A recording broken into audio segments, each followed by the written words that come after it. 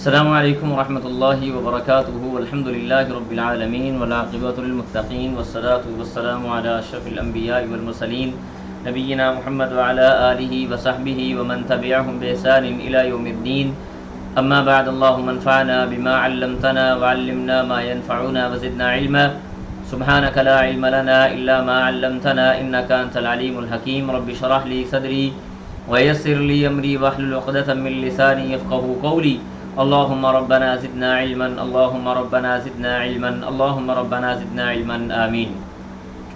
اہلا وسہلا مرحبا، خوش آمدید۔ آج ہماری یہ بگننگ ٹو اینڈ لیول 2 کی تیسری کلاس ہے، جس میں انشاءاللہ باذن اللہ ہم اپنا تیسرا حصہ 7ویں پارے کا اللہ کی مدد و توفیق کے ساتھ مکمل کرنے جا رہے ہیں۔ اور کل ہماری کلاس نہیں ہو سکی، جس کے لیے میں تہ دل سے معذرت خواہ ہوں، اور آپ جانتے ہیں کہ ہمارے ہاں اس وقت کس طرح کے حالات چل رہے ہیں۔ ابھی بھی آج دعا گو ہیں کہ انشاءاللہ اللہ نے چاہا تو ہماری کلاس یہ اچھے انداز سے امید ہے کہ چلتی رہے گی انشاءاللہ باذن اللہ۔ مجھے بس یہ بتا دیں کہ آپ لوگوں کو میری آواز ٹھیک آ رہی ہے، تاکہ میں بغیر کسی فکر مندی کے اپنی بات کا آغاز کر سکوں۔ ٹھیک ہے، چلیں، جزاک اللہ خیر۔ اعوذ باللہ من الشیطان الرجیم۔ اللہ سبحانہ و تعالیٰ فرماتے ہیں، اس سے پہلے جو آپ کو یاد ہوگا کہ ہم نے باتیں پڑھی تھی وہ مشرکین مکہ کے حوالے سے تھی، کہ آخری آیت ہم نے پڑھی، اسی کے ساتھ آج کے ہمارے اس سبق کا ربط ہو رہا ہے۔ تو اللہ نے پچھلی آیت میں فرمایا تھا وَلَقَدْ كُذِّبَتْ رُسُلٌ مِّن قَبْلِكَ فَصَبَرُوا عَلَىٰ مَا كُذِّبُوا وَأَذَاهُمْ حَتَّىٰ أَتَاهُمْ نَصْرُنَا وَلَا مُبَدِّلَ لِكَلِمَاتِ اللَّهِ وَلَقَدْ جَاءَكَ مِن نَّبَإِ الْمُرْسَلِينَ کہ نبی اگر آپ کو جھٹلا دیا گیا ہے تو آپ سے پہلے جو آنے والے لوگ تھے ان کو بھی، جو پہلے آنے والے ہمارے انبیاء تھے ان کو بھی جھٹلایا گیا تھا، تو ایسی کوئی بڑی بات نہیں ہے، لہٰذا آپ صبر کے کام لیں، صبر کا دامن ہاتھ میں رکھیں۔ پھر بہرحال اللہ سبحانہ و تعالیٰ نے آج کی جو آیات ہیں اس کا آغاز کیا کہ اصل میں رسول اللہ صلی اللہ علیہ وسلم حریص علی المؤمنین رؤوف الرحیم تھے، کہ اللہ کے رسول صلی اللہ علیہ وسلم بڑا ان کے اوپر شاق گزرتی تھی یہ باتیں، بڑا پریشان ہو جاتے تھے کہ میں ان کو، جیسے اللہ نے فرمایا نا سورۃ شعراء کے شروع میں لعلک باخع نفسک الا یکونوا مؤمنین، کہ اے نبی کیا آپ اپنے آپ کو ہلاکت میں ڈال رہے ہیں ان لوگوں کی وجہ سے کہ یہ مومن نہیں ہو رہے؟ تو اسی بات کا یہاں پہ تذکرہ کچھ انداز سے ہو رہا ہے۔ اللہ فرماتے ہیں اعوذ باللہ من الشیطان الرجیم، فرمایا وَإِن كَانَ كَبُرَ عَلَيْكَ إِعْرَاضُهُمْ فَإِنِ اسْتَطَعْتَ أَن تَبْتَغِيَ نَفَقًا فِي الْأَرْضِ أَوْ سُلَّمًا فِي السَّمَاءِ فَتَأْتِيَهُمْ بِآيَةٍ وَلَوْ شَاءَ اللَّهُ لَجَمَعَهُمْ عَلَى الْهُدَىٰ فَلَا تَكُونَنَّ مِنَ الْجَاهِلِينَ۔ فرمایا وَإِن كَانَ، اور اگر ہے، کابورا گراں گزری ہوئی یا بہت زیادہ بوجھ، کابورا کا مطلب بڑا ہوتا ہے نا، یعنی آپ پر اگر بہت زیادہ بوجھ ہے، علی کا آپ پر، اگر آپ پر بہت زیادہ بوجھ محسوس ہو رہا ہے، بہت زیادہ آپ کو یہ بات گراں گزر رہی ہے، کون سی بات؟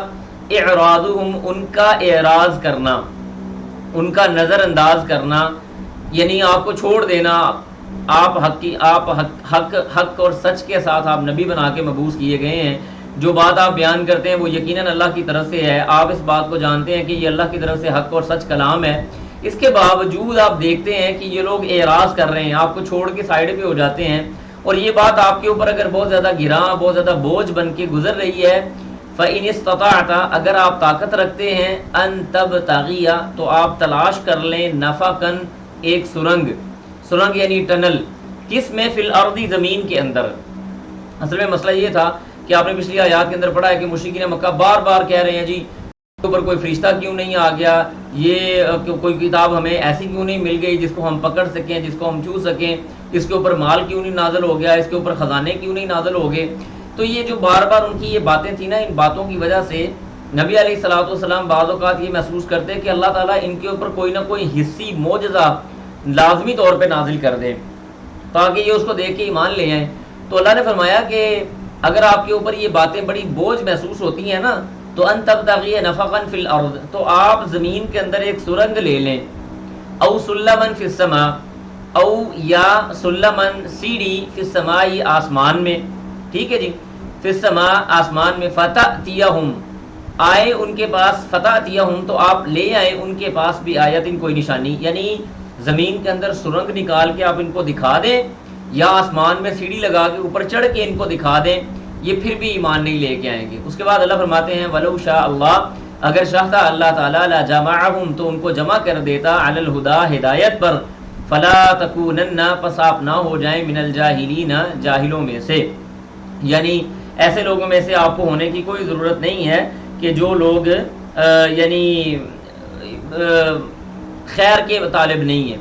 پھر آگے فرمایا انما یستجیب الذین، انما یہ آپ نے پڑھا ہوگا شاید، جن لوگوں نے آپ میں سے لیول 2 انڈرسٹینڈ قرآن لیول 1 سوری کیا ہوا ہے ان کو پتا ہوگا کہ ہم نے پڑھا تھا انما کا مطلب ہوتا ہے صرف کے معنوں میں، ٹھیک ہے جی، صرف کے معنوں میں۔ فرمایا انما صرف، یستجیب قبول کرنا ہے، الذین ان لوگوں کا، یسمعون جو سنتے ہیں۔ اللہ فرماتے ہیں کہ قبول صرف وہ لوگ حق بات کو کرتے ہیں جو کانوں سے سنتے ہیں اور ان کے دل اس بات کو سمجھتے ہیں، وگرنہ ایسے لوگ جن کے کانوں کے اوپر ہم نے بوجھ ڈال دیا، جن کے دلوں پہ مہر لگا دی، جن کی آنکھوں کے سامنے پردہ گرا دیا، یہ لوگ حق کو قبول کبھی بھی نہیں کرتے۔ پھر فرمایا والموتى اور مردے، یبعثهم اللہ، اللہ ان کو اٹھائے گا، ثم پھر الیہ اسی کی طرف، یرجعون وہ سارے کے سارے لوٹائے جائیں گے۔ تو لہذا ایسی بات نہیں ہے، ساری آیات کا خلاصہ یہ ہے کہ آپ جتنے مرضی ان کو حصی معجزے دکھا دیں، یہ لوگ حق پہ ایمان نہیں لے کے آئیں گے۔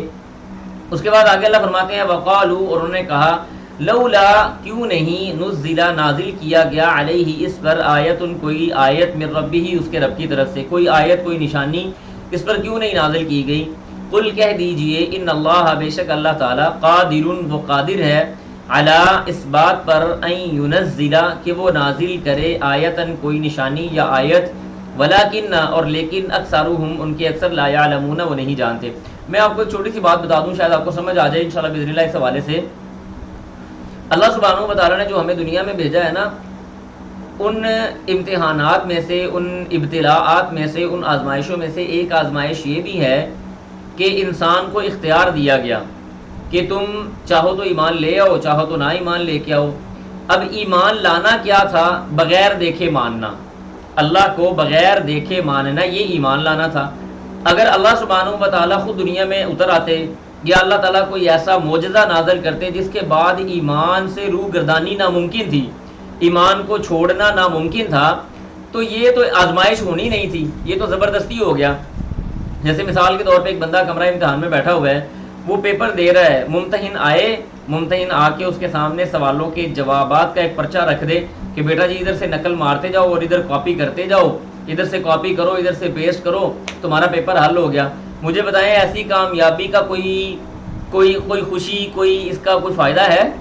یا یہ کوئی معیار ہے کامیابی کا؟ کامیابی کا معیار تبھی ہے جب انسان کو کمرہ امتحان میں بٹھایا جائے، اس کے سامنے سوال رکھے جائیں، اس نے جو یاد کیا ہوا ہے، جو وعدے کیے ہوئے ہیں، ان وعدوں کے مطابق، ان یاد کیے گئے معاملات کے مطابق وہ اپنا پیپر حل کرے، پھر وہ کامیاب ہوگا تو وہ بھی خوش ہوگا۔ تو لہذا یہ اللہ کی مشیت کے خلاف ہے کہ اللہ سبحانہ و تعالیٰ زبردستی لوگوں کو ایمان والا بنا دے، نہیں، ایسے نہیں ہے۔ انا ہدیناہ السبیل اما شاکرا و اما کفورا۔ تو انشاءاللہ امید ہے کہ یہ بات آپ کو سمجھ آ گئی ہوگی۔ اس کے بعد اللہ فرماتے ہیں وما من دابۃ اور نہیں ہے کوئی چیز چلنے والی، فی الارض زمین میں، ولا طائر اور نہ ہی کوئی چیز اڑنے والی ہے، یعنی کوئی پرندہ، ولا طائر اور نہ ہی کوئی پرندہ، یطیر جو اڑتا ہے، بجناحیہ اپنے دونوں پروں کے ساتھ، الا مگر امم وہ بھی جماعتیں ہیں، امثالکم تمہاری طرح کی، تمہاری طرح کے وہ بھی گروہ ہیں جو زمین میں چلنے والے جانور ہیں، جو آسمان میں اڑنے والے پرندے ہیں، یہ بھی تمہاری طرح کے ایک گروہ ہیں۔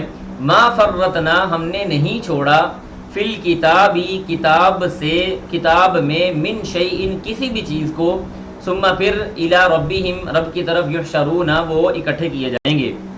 یہاں پہ نا آپ نے 2-3 چیزیں اللہ سبحانہ و تعالیٰ کی نشانی کے حوالے سے میں آپ کو سمجھانے کی کوشش کرتا ہوں۔ اللہ فرماتے ہیں کہ زمین میں چلنے والے جو جتنے بھی جانور ہیں یا آسمانوں میں اڑنے والے جتنے بھی پرندے ہیں، یہ بھی تمہاری طرح کے ہی جماعتیں اور گروہ ہیں۔ اللہ نے ان کو بھی سکھایا ہوا ہے، ان کی طرف بھی وحی کی ہوئی ہے کہ تم نے کرنا کیا ہے۔ جیسے مثال کے طور پہ ایک بطخ کا بچہ ہے، بطخ کا بچہ انڈے سے نکلتے ہی پانی میں چلنا شروع ہو جاتا ہے، پانی میں جانا شروع ہو جاتا ہے۔ اب بطخ کے بچے کو کس نے بتایا کہ تم نے پانی کی طرف بھاگنا ہے؟ مرغی کا بچہ انڈے سے نکلتے ہی کبھی بھی پانی کی طرف نہیں جائے گا، وہ اپنی ماں کے پاس تھوڑا رکے گا، پانی کی طرف کبھی بھی نہیں جائے گا، نہ اس کو پانی میں جانے کا شوق ہوگا۔ اس کو کس نے یہ سمجھ دی ہے کہ تم نے پانی کی طرف نہیں جانا، پانی تمہارے لیے نقصان دہ ہے۔ شیر ہے، شیر ہمیشہ گوشت کھاتا ہے، وہ کبھی گھاس نہیں کھاتا، اگر وہ گھاس کھائے گا تو وہ مر جائے گا۔ ہماری گائے بھینس ہے یہ ساری کی ساری چارہ کھاتی ہیں، گوشت نہیں کھاتی، ان کو کس نے سکھائی ہیں یہ ساری چیزیں؟ یہ سارے معاملات ان تک کیسے پہنچے ہیں؟ یہ اللہ سبحانہ و تعالیٰ نے ان کو جو سمجھ بوجھ دی ہوئی ہے، جو ان کی طرف اللہ نے ایک مخصوص انداز سے وحی کی ہے، اس کے ذریعے سے اللہ سبحانہ و تعالیٰ نے یہ نشانیاں ان کے اندر رکھی ہیں۔ انسان کو اللہ پہ ایمان لانے کے لیے یہ نشانیاں بہت ہیں کہ یہ جانور ہیں، یہ جانوروں کے بچے ہیں، یہ پرندے ہیں، یہ پرندوں کے بچے ہیں، ان کو کیسے پتہ چل جاتا ہے کہ ہم نے یہ کام کرنے ہیں، حالانکہ وہ انڈے سے ابھی باہر آ رہا ہے یا ماں کے پیٹ سے ابھی وہ نکل رہا ہے۔ ایک شیر کا بچہ ماں کے پیٹ سے باہر آتا ہے، وہ گوشت کی تلاش میں ہوتا ہے، کبھی گھاس کی تلاش میں نہیں جاتا۔ بکری کا بچہ ہمیشہ گھاس کی تلاش میں ہوتا ہے، کبھی گوشت کو نہیں ہاتھ لگاتا، نہ منہ لگاتا ہے۔ کس نے ان کو یہ بتایا ہے؟ فرمایا ہم نے اس کے اندر بڑی بڑی نشانیاں رکھی ہیں۔ پھر آگے اللہ فرماتے ہیں ما فرطنا فی الکتاب من شیء، ہم نے کوئی بھی چیز ایسی نہیں چھوڑی جو لوح محفوظ کے اندر ہم نے محفوظ نہیں کر دی یا لکھوا نہیں دی۔ اس کے بعد فرمایا ثم الی ربہم یحشرون، پھر وہ سب کے سب اپنے رب کی طرف جمع کیے جائیں گے۔ یہاں پہ جمع کرنے سے مراد وہ حضرت ابو ہریرہ رضی اللہ تعالیٰ عنہ کی حدیث آپ نے سنی ہوگی۔ فرمایا کہ نبی صلی اللہ علیہ وسلم فرماتے ہیں کہ قیامت کے دن اللہ تعالیٰ ایک سینگ والی بکری کو اور بے سینگ والی، بغیر سینگ والی بکری کو اکٹھا کرے گا۔ عدل کا دین ہوگا نا، ظلم نہیں کیا جائے گا۔ سینگ والی بکری نے دنیا کے اندر بغیر سینگ والی بکری کو ٹکر ماری ہوگی، اللہ قیامت کے دن دونوں کو اکٹھا کریں گے اور کہیں گے اس بغیر سینگ والی بکری کو سینگ دیں گے اور کہیں گے اس سے اپنا بدلہ لے لو۔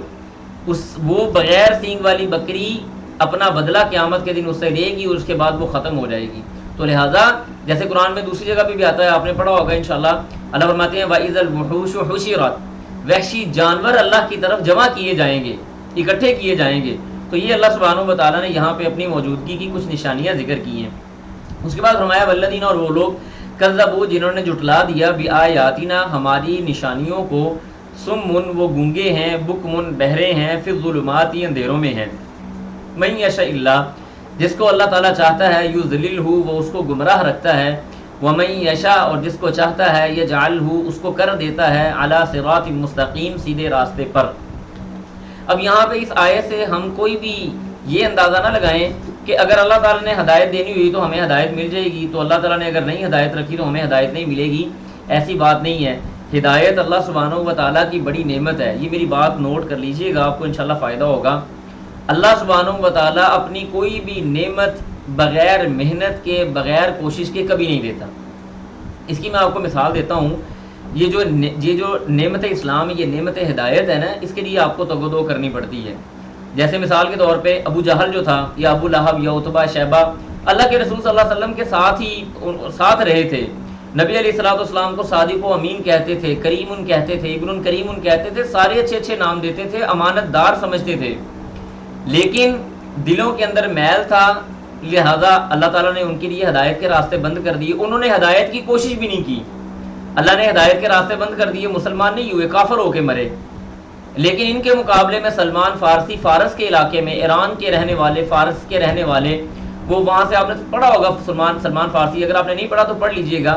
سلمان فارسی رضی اللہ تعالیٰ عنہ کے اسلام لانے کا واقعہ کہ وہ کیسے فارس سے نکلے، مارے کھاتے کھاتے، کبھی یہودیوں کے پاس، کبھی عیسائیوں کے پاس، خود مجوسی تھے، پھر مدینہ کے اندر ایک بندے کے، ایک یہودی کے غلام بن کے کافی دیر تک کام کیا۔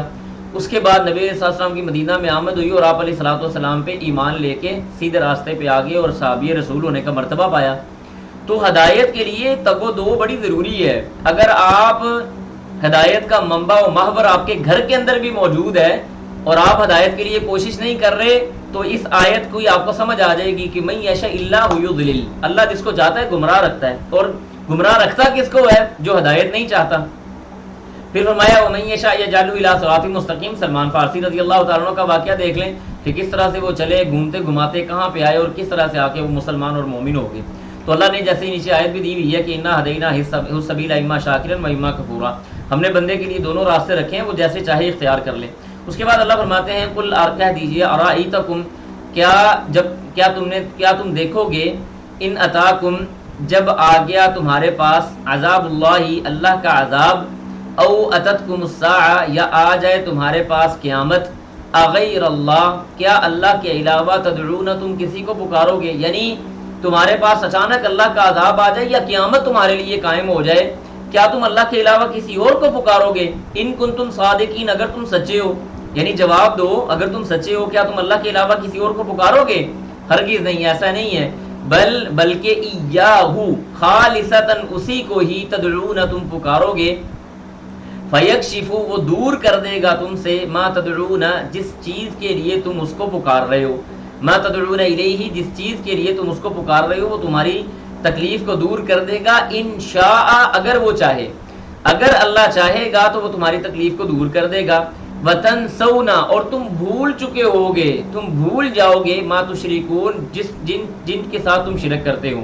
یہاں پہ یعنی اللہ سبحانہ وتعالیٰ نے اکرمہ بن ابی جہل رضی اللہ تعالیٰ عنہ کا واقعہ آپ نے سنا ہوگا کہ وہ اسلام کیسے لائے تھے، مکہ فتح ہوا تو وہ بھاگ گئے، بھاگ کے کشتی پہ سوار ہوئے، کشتی ایک بھنور میں پھنس گئی، یعنی اللہ سبحانہ وتعالیٰ نے ہدایت یہاں پہ دینی تھی، کشتی بھنور میں پھنس گئی تو لوگ سارے سجدے میں گر گئے، اللہ کو پکارنے لگے، یا اللہ تو معاف کر دے، یہ کر دے، وہ کر دے، ہماری کشتی پار لگا دے، ایسے کر دے، ویسے کر دے۔ اکرمہ پوچھنے لگے کہ کس کو پکار رہے ہو، لات اور منات اور عزا کو کیوں نہیں پکار رہے؟ کہنے لگے کہ جب کشتی یہاں پہ پھنس جاتی ہے تو لات منات عزا کام نہیں آتے، یہاں پہ اللہ سبحانہ و تعالیٰ خالصتاً کام آتا ہے۔ تو انہوں نے یہ دل میں نیت کر لی کہ اگر یہ کشتی بچ گئی اور سائڈ پہ لگ گئی تو میں واپس جا کے مسلمان ہو جاؤں گا، کہ یہی تو وہ جنگ تھی جو ہم محمد الرسول اللہ صلی اللہ علیہ وسلم کے ساتھ کر رہے تھے، اگر اسی بات پہ ایمان لانا ہے، یہاں پہ آ کے اگر اس اللہ کو پکارنا ہے تو وہاں پہ بھی پکار سکتے ہیں، ٹھیک ہے۔ اور اللہ نے نیچے ایک مثال بھی دی ہے، فرمایا فَإِذَا رَكِبُوا فِي الْفُلْكِ اور جب وہ سوار ہوتے ہیں کشتی میں، دعوا اللہ اللہ کو پکارتے ہیں، مخلصین لہ الدین اسی کے لیے دین کو خالص کرتے ہوئے، فلما نجاہم اور جب ہم ان کو نجات دے دیتے ہیں، الی البر خشکی کی طرف، اذا ہم یشرکون تب وہ شرک کرنے لگ جاتے ہیں۔ بندہ بڑا عجیب ہے، میں کہتا ہوں بڑے کمال والا بندہ ہے، اس کی حالت ایسی ہی ہوتی ہے، یہ جب آتا ہے نا کوئی مسئلہ ہوتا ہے کہتا ہے سبحان اللہ بس 24 گھنٹے میں تو بس یہ اب سجدے سے نہیں اٹھنا، اور جیسے ہی اللہ تعالیٰ اس کی پریشانی دور کرتا ہے کہتا ہے اللہ تعالیٰ تو کون ہے، میں تو تجھے جانتا بھی نہیں ہوں، یہ بندے کی حالت ہے۔ اس کے بعد اللہ فرماتے ہیں وَلَقَدْ أَرْسَلْنَا اور البتہ تحقیق ارسلنا ہم نے رسول بھیجے اِلیٰ أُمَمٍ امتوں کی طرف من قبل کا آپ سے پہلے، فَأَخَذْنَاهُمْ پھر ہم نے پکڑا ان کو بالبأساء عذاب کے ذریعے والضراء اور تکلیفوں کے ذریعے، لعلہم تاکہ وہ یتضرعون گڑ گڑا کر اللہ کو پکاریں۔ تضرع یتضرع کا مطلب ہوتا ہے بے تحاشا عاجزی، انکساری اور رو کے گڑ گڑا کے اللہ کے سامنے طلب پیش کرنا، تضرع یتضرع کا یہ مطلب ہوتا ہے۔ لعلہم یتضرعون اللہ کہتے ہیں کہ ہم نے ان کو تکلیفیں دی، ان کو پریشانیوں میں مبتلا کیا، ان کو عذابوں کے اندر مبتلا کیا، ہمارا مقصد کوئی ان کو تکلیف دینا تھا نہیں، لعلہم یتضرعون ہمارا مطلب یہ تھا، مقصد یہ تھا، لاجک یہ تھا کہ یہ اللہ کی طرف رجوع کر لیں۔ جیسے اللہ نے فرمایا نا ظہر الفساد فی البر والبحر بما کسبت ایدی الناس لیذیقہم بعض الذی عملوا لعلہم یرجعون، کہ یہ زمین کا فساد، تریوں کا فساد، زمین کا فساد، سمندر کا فساد، یہ انسان کے اپنے ہاتھوں کی وجہ سے ہے۔ ما اصابکم من مصیبت فبما کسبت ایدیکم ویعفو عن کثیر، تم ہمارے اوپر جو مصائب آتے ہیں یہ عموماً ہمارے اعمال کی وجہ سے ہوتے ہیں، اور بہت سارے ایسے ہمارے اعمال ہیں جن سے اللہ تعالیٰ صرف نظر کر دیتا ہے، اللہ تعالیٰ درگزر کر دیتا ہے۔ تو مقصد کیا ہے لعلہم یرجعون تاکہ وہ اللہ کی طرف رجوع کریں، لعلہم یتضرعون تاکہ وہ گڑ گڑا کے اللہ کی طرف رجوع کریں۔ پھر آگے اللہ فرماتے ہیں فلولا کیوں نہیں اذ جاءہم جب آیا ان کے پاس بأسنا ہماری طرف سے عذاب، تضرعوا انہوں نے اس کو پکارا ہو، یعنی انہوں نے کیوں نہیں اللہ کو پکارا جب ان کے اوپر عذاب آیا، اس کی وجہ بھی آگے اللہ نے بیان کر دی، فرمایا ولیکن اور لیکن قست قلوبہم ان کے دل سخت ہو گئے تھے، وزینا اور مزین کر دیا لہم ان کے لیے شیطان شیطان نے ما کانوا یعملون جو وہ عمل کرتے تھے۔ میں آپ کو یہاں پہ ایک واقعہ سناتا ہوں، ہمارے ایک تعلق والے آدمی تھے، بڑے ماشاءاللہ اللہ تعالیٰ نے ان کو بڑا مال سے نوازا ہوا تھا، بڑا مالدار تھے، ابھی وہ بہت زیادہ کرائسس میں ہیں۔ خیر اللہ کی طرف سے قضا قدر غالب آئی، اس بندے کا سارا مال بھی چلا گیا، فیکٹری بھی ختم ہو گئی، ہر چیز چلی گئی۔ اب میں اس کو اپنی طرف سے نصیحت کر رہا تھا، یہ تقریباً 3-1 سال پہلے کا واقعہ ہے، ابھی بھی اس کی حالت ویسی ہے لیکن اللہ کی طرف رجوع نہیں کر رہا۔ میں نے اسے کہا، میں نے کہا یار آپ کے ساتھ یہ مسئلے مسائل ہیں تو آپ اللہ سے دعا کریں، نمازیں پڑھیں، آپ نمازیں نہیں پڑھتے تھے اور آپ ذکر و اذکار بھی نہیں کرتے، تو آپ اللہ کی طرف رجوع کریں، آپ اللہ سے کوئی دعا مانگیں، نمازیں پڑھیں۔ تو آگے سے مجھے پتا اس نے کیا جواب دیا، یہ حیران کن بات میں آپ کو بتانے جا رہا ہوں کہ اللہ تعالیٰ انسان کے دل کو کیسے بند کر دیتا ہے۔ مجھے آگے سے کہنے لگا کہ یار یہ تو اللہ کو دھوکہ دینے والی بات ہے کہ جب میں مالدار تھا تو میں نے نمازیں نہیں پڑھی، اب اللہ نے مجھ سے مال چھین لیا تو میں اس کو دھوکہ دینے کے لیے نمازیں پڑھنی شروع کر دوں۔ یہ ہے وَزَيَّنَ لَهُمُ الشَّيْطَانُ أَعْمَالَهُم، یہ اس کی واضح دلیل ہے. وَزَيَّنَ لَهُمُ الشَّيْطَانُ مَا كَانُوا يَعْمَلُونَ وَلَٰكِنْ قَسَتْ قُلُوبُهُم. ایک تو بندہ پریشانی میں پڑا ہوا ہے، دوسرا یہ کہ دل بھی سخت ہو گیا، تیسرا شیطان نے آ کے کان میں یہ بات ڈال دی کہ تو اللہ کو دھوکہ دے رہا ہے، تو اس وقت میں نیکی کے کام نہیں کرتا تھا جب پہلے والے معاملات تھے، اب تو اللہ کو دھوکہ دینے کے لیے یہ کام کر رہا ہے. یہ سارے کے سارے شیطان کی چالیں ہیں انسان کو اللہ سے دور کرنے کے لیے، اور انسان کا دل یہ سخت ہو جاتا ہے اور اللہ کی طرف کبھی بھی رجوع نہیں کرتا. تو لہٰذا انسان کو اپنی اس کیفیت کے بارے میں ہمیشہ آگاہ رہنا چاہیے کہ کہیں میں کوئی ایسا کام تو نہیں کر رہا. تو اللہ فرماتے ہیں کہ ان کے دل جو تھے وہ اصل میں سخت ہو گئے اور شیطان نے ان کے اعمال کو ان کے لیے مزین فرما دیا. اس کے بعد آگے اللہ فرماتے ہیں، یہ بھی آیت آ رہی ہے، اللہ فرماتے ہیں دوبارہ اسی ٹاپک کو تھوڑا آگے بڑھایا جا رہا ہے. فرمایا فلما، پس جب نسو وہ بھول گئے، کس بات کو؟ ما اس چیز کو، ذکروا جو نصیحت کی گئی بھی اس کے ساتھ ان کو، یعنی جس چیز کی ان کو نصیحت کی گئی تھی وہ اس کو بھول بیٹھے. تو اللہ پتہ کیا کہتے ہیں؟ کہتے ہیں فتحنا علیہم ابواب کل شیء. یہ والی آیت پتہ کیا ہے؟ آپ لوگوں کو بہت سارے سوالوں کے جواب یہ آیت دے رہی ہے. بعض اوقات ہم سوچتے ہیں کہ یار ایک بندہ اللہ تعالیٰ کی نافرمانی کر رہا ہے، حرام کے اندر حرام میں مبتلا ہے، حرام کا ارتکاب کر رہا ہے، اس کے باوجود اللہ تعالیٰ اس کے اوپر بڑی فراوانی کر رہا ہے. تو یہ کیا بات ہوئی؟ یہ بات سمجھ نہیں آ رہی. اس آیت کے اندر ہمارے اس وسوسے کا جواب ہے. اللہ فرماتے ہیں، دوبارہ اس آیت کو نا یہ بات ذہن میں رکھتے ہوئے سنیے گا.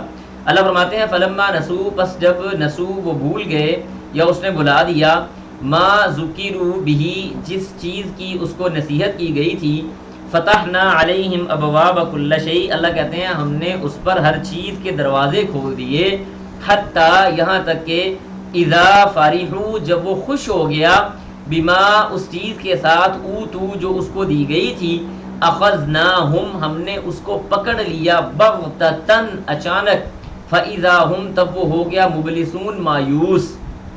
اس کا آپ یوں سمجھ لیں کہ انسان بڑی عیاشی میں ہے، اب اس کو پتہ ہے کہ میرے اوپر مجھے کچھ نہیں ہونے والا، میں بالکل ٹھیک ٹھاک ہوں، اور اچانک ڈائیگنوز ہو جائے کہ بندہ کینسر کی آخری سٹیج کے اندر چلا گیا ہے، اس کا پیسہ، اس کا مال، اس کی دولت، اس کی ساری عیاشی ایک منٹ میں ہوا ہو جائے گی، ختم ہو جائے گی. مبلسون کا مطلب یہ ہے کہ اللہ تعالیٰ اس کو ایسے عذاب میں مبتلا کر دے جس عذاب کے بعد صرف اور صرف اس کے لیے مایوسی ہو، انسان بندگلی کے اندر آ جائے، اس کو کچھ نہ نظر آ رہا ہو، کوئی اس کو فائدہ نہ ہو رہا ہو. اللہ کہتے ہیں فقوتیا، پس کاٹ دیا گیا، دابرا جڑوں کو، قوم الذین ان لوگوں قوم ایسی قوم کی، الذین وہ لوگ، ظالموں جو ظلم کرنے والے تھے، ایسے ظالموں کو ہم جڑ سے اکھاڑ پھینکتے ہیں. والحمدللہ تمام تعریفیں اور شکر للہ اللہ ہی کے لیے ہے، رب العالمین جو تمام جہانوں کا پالنے والا ہے. لہٰذا کبھی بھی کسی آدمی کی طرف دیکھ کے پریشان ہونے کی ضرورت نہیں ہے کہ یہ تو اللہ کا نافرمان بھی ہے، اس کے باوجود بھی اللہ سبحانہ و تعالیٰ نے اس کو نوازا ہوا ہے. یہ بیرینا ایک میں آپ کے سامنے ایک جملہ بولنے لگا ہوں، آپ اس کو نوٹ کر لیجئے گا. یہ انالیسز ہے زندگی کا، ایک طرح سے ایک تجربہ ہے. یاد رکھیں اللہ سبحانہ و تعالیٰ کو خوشحالی کی عبادت، خوشحالی کے سجدے، دوبارہ میں نوٹ کر لیں، اور یہ حدیث کا مفہوم بھی ہے، تعرف الی اللہ فی الرخاء یعرفک فی الشدہ، کہ تم اللہ کو اللہ کو خوشحالی میں یاد رکھو، تنگ دستی میں اللہ تمہیں نہیں بھولے گا. تو یاد رکھیں خوشحالی کے سجدے اور تنگی کا صدقہ یہ اللہ کو بڑا پسند ہے. ایک بندہ تنگ دست ہے، اس کے باوجود کچھ نہ کچھ بچو کے اللہ کے راستے میں دے رہا ہے. یہ میرا جملہ نوٹ کر لیں، یہ بڑا فائدہ دے گا آپ کو زندگی میں. خوشحالی کے سجدے، جب آپ کو مال کی فراوانی ہو، بے فکری ہو، محتاجی کوئی نہ ہو، عیاشی آپ کی لگی ہوئی ہو، ایسی حالت میں اگر آپ بر وقت نمازیں ادا کر رہے ہیں، اللہ کے راستے میں صدقے کر رہے ہیں، آپ نماز اور روزے کا اہتمام کر رہے ہیں، محتاجوں کا خیال رکھ رہے ہیں، صلہ رحمی کر رہے ہیں، آپ عبادت کر رہے ہیں اور سجدوں کی کثرت آپ کے پاس موجود ہے، یقین کریں آپ خوش قسمت ترین آدمی ہیں. کیوں؟ خوشحالی کے سجدے اور تنگی کا صدقہ اللہ کو بڑا پسند ہے. لہذا ہم نے یہ کام نہیں کرنا کہ چھوڑ دیں جی، نہیں جی میرا کوئی مسئلہ نہیں ہے. اللہ کو یاد رکھیں، وہ آپ کو کبھی نہیں بھولے گا. اس کے بعد آگے اللہ فرماتے ہیں، یہ آیت انشاءاللہ ہماری سمجھ آ گئی. اس کے بعد اللہ کہتے ہیں قل کہہ دیجیے، ارائیتم کیا تم نے دیکھا، ان اخذ اللہ اگر اللہ تعالیٰ پکڑ لے، سمعکم تمہارے کانوں کو، یعنی تمہاری قوت سماعت کو اللہ تعالیٰ پکڑ لے، وابصارکم اور تمہاری آنکھوں کو اللہ اچک لے، وختم اور وہ مہر لگا دے، علی قلوبکم تمہارے دلوں پر، من الہ، کون الہ ہے غیر اللہ، اللہ کے علاوہ، یاتیکم بہ، کہ وہ تم کو وہ چیزیں واپس کر دے. ٹھیک ہے، یعنی اللہ فرماتے ہیں کہ تم دیکھتے ہو کہ اگر تمہاری آنکھیں چلی جائیں، تمہاری کان چلے جائیں اور تمہارا دل ختم ہو جائے، یا کوئی بھی چیز تمہاری اللہ سبحانہ و تعالیٰ لے جائے، تو اللہ کے علاوہ کوئی اور ہے جو تمہیں وہ چیز واپس کر سکتا ہے، تمہیں لوٹا سکتا ہے، تمہیں دے سکتا ہے؟ نہیں. فرمایا انظر، دیکھو، کیفا، کیسے، نصرف، ہم بیان کرتے ہیں، الآیات، نشانیوں کو، ثم پھر، ہم یصدفون، اس کے باوجود بھی اللہ سبحانہ و تعالیٰ فرماتے ہیں کہ یصدفون، وہ دوبارہ کنارہ کشی اختیار کر جاتے ہیں، دوبارہ وہ کجروی اختیار کر جاتے ہیں. اب یہ آنکھ، کان اور دل اللہ کی نشانیاں کیسے ہیں؟ میں آپ کو ایک سائنٹیفکلی چھوٹی سی بات بتاتا ہوں. یہ آپ سرچ کر لیں، گوگل پہ سرچ کر لیجئے گا بے شک، یا کسی میڈیکل سائنس والے بندے سے پوچھ لیجئے گا. صرف ایک چھوٹی سی بات بتاتا ہوں، باتیں تو بہت ساری ہیں لیکن چھوٹی سی بتاتا ہوں. ہم یعنی اللہ سبحانہ و تعالیٰ پہ ایمان لانے کے لیے کیا چیز ہمیں چاہیے؟ کوئی کیا مطلب سادہ سی بات ہے. ہم جب ہمارے یہ جو کان ہے نا، جب آپ کوئی نیا لفظ سنتے ہیں، کوئی بھی نیا لفظ، تو آپ کا کان فوری طور پہ سگنل بھیجتا ہے آپ کے دماغ کو، اور آپ کا دماغ، اس کی جو پیچھے والی جگہ ہے نا، یہاں پہ اللہ نے ایک جگہ خاص کی ہوئی ہے، وہ دماغ فوری طور پہ وہاں پہ ایک جالا بنتا ہے، ایک جال سا بن جاتا ہے فوراً. وہ جال کے اندر آپ کا وہ جو نیا لفظ ہے نا وہ چھپ جاتا ہے. یعنی اس جال کے اندر وہ نیا لفظ ایسے جیسے مکڑی کے جالے کے اندر کوئی مکھی وغیرہ، کوئی مچھر وغیرہ ایسے چپک جاتا ہے نا، اس طرح سے اس جالے کے اندر وہ نیا لفظ چپک جاتا ہے. تو جب دوبارہ آپ وہ لفظ، ایک بار آپ نے سنا، یہ لفظ آپ کا یہاں پہ اس ویکیبلری کے اندر سیو ہو گیا. جب دوبارہ آپ وہ لفظ سنتے ہیں، فوری طور پہ آپ کا کان سن کے دماغ کو سگنل بھیجتا ہے، دماغ وہاں سے اٹھاتا ہے اور دوبارہ آپ کو یاد کرواتا ہے کہ یہ لفظ آپ نے فلاں جگہ پہ سنا ہے. یہاں تک کہ جب بار بار آپ وہ لفظ سنتے ہیں تو وہ آپ کی ویکیبلری میں 110% سیو ہو جاتا ہے.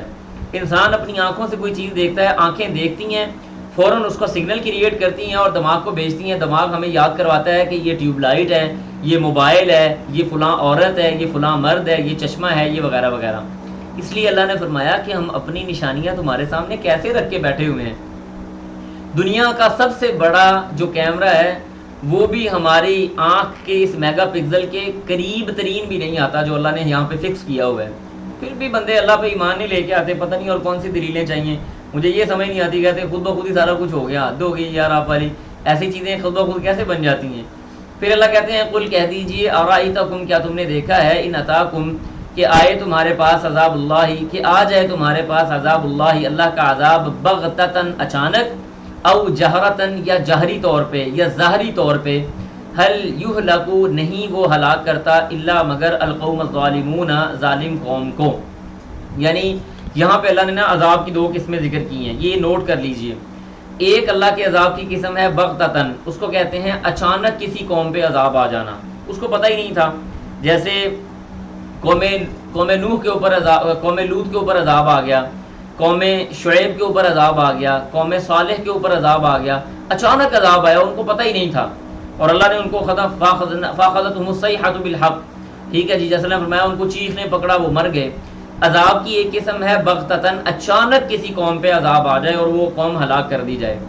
دوسری عذاب کی قسم ہے جہرتاً. جہرتاً ظاہری عذاب کا مطلب یہ ہے کہ اس بڑے عذاب سے پہلے اللہ تعالیٰ چھوٹے چھوٹے عذاب بھیجتا ہے، چھوٹے چھوٹے عذاب اللہ تعالیٰ بھیجتا ہے. 2 عذاب کی قسمیں میں آپ کو یہاں بتاتا ہوں جو بڑی ہیں، اس کے بعد چھوٹی چھوٹی عذاب کی قسمیں وہ انشاءاللہ آگے جا کے آیت میں آپ کو بتاتا ہوں. تو ایک عذاب ہے جہرتاً، یعنی ظاہری طور پہ انسان کو معلوم ہو جاتا ہے کہ میرے اوپر عذاب آنے والا ہے. چھوٹے چھوٹے عذاب اللہ تعالیٰ دیتا ہے، کبھی ہلکا سا زلزلہ آ گیا، کبھی ہلکا سا سیلاب آ گیا، تھوڑے سے لوگ ادھر مر گئے، تھوڑے سے لوگ ادھر مر گئے، کبھی کسی کی فصلیں تباہ ہو گئیں. یہ چھوٹے چھوٹے عذاب کی قسمیں ہیں جو انسان کو سمجھانے کے لیے ہیں کہ اللہ کی طرف رجوع کر لو، وگرنہ بڑا عذاب اللہ کا تیار پڑا ہوا ہے. تو یہ اللہ سبحانہ و تعالیٰ نے یہاں پہ دونوں عذاب کی قسمیں ذکر کی ہیں. اس کے بعد آگے اللہ فرماتے ہیں وما نرسلو، اور نہیں ہم نے رسول بھیجے، یعنی وما نرسلو، اور نہیں بھیجے ہم نے المرسلین رسول، الا مگر مبشرین، وہ خوشخبری دینے والے تھے، ومنذرین، اور وہ ڈرانے والے تھے. فمن آمن، جو کوئی ایمان لے آیا، واصلح، اور اس نے اصلاح کر لی خود کی، فلا خوف، اس کو کوئی خوف نہیں ہوگا، علیہم، اس پر، ولا هم یحزنون، اور نہ ہی وہ بندہ غمگین ہوگا. والذین، اور وہ لوگ، کذبوا، جنہوں نے جھٹلا دیا، یعنی انہوں نے جھٹلایا، بِآیاتنا ہماری آیتوں کو، یمسہم چھو لے گا ان کو یا چھوا ان کو، العذاب عذاب نے، بما کانوا یفسقون اس کام کی وجہ سے جو انہوں نے فسق و فجور کیا، جو انہوں نے غلط کام کیے، جو انہوں نے خراب کام کیے، ان خراب کاموں کی وجہ سے ان کو عذاب نے آ کے پکڑ لیا۔